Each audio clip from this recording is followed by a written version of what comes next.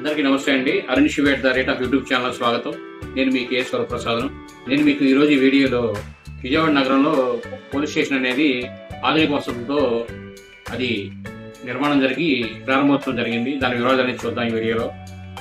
విజయవాడలోని సత్యనాపురం పోలీస్ స్టేషన్ను హోంమంత్రి గారు అనిత గారు, డీజీపీ హరీష్ కుమార్ గుప్తా గారు ప్రారంభించారు.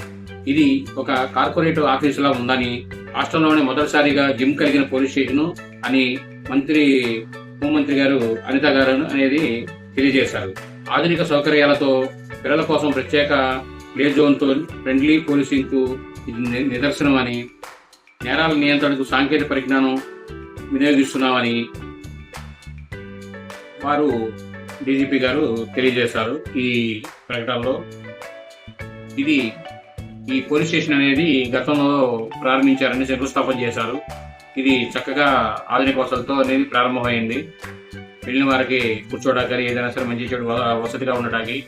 ఈ వీడియో మీరు పూర్తిగా చూసినందుకు ధన్యవాదాలు. మేము మరిన్ని వీడియోలు చేయడం కోసం లైక్ చేయండి, షేర్ చేయండి, తప్పకుండా సబ్స్క్రైబ్ చేసుకోండి మీరంతా. Thank you.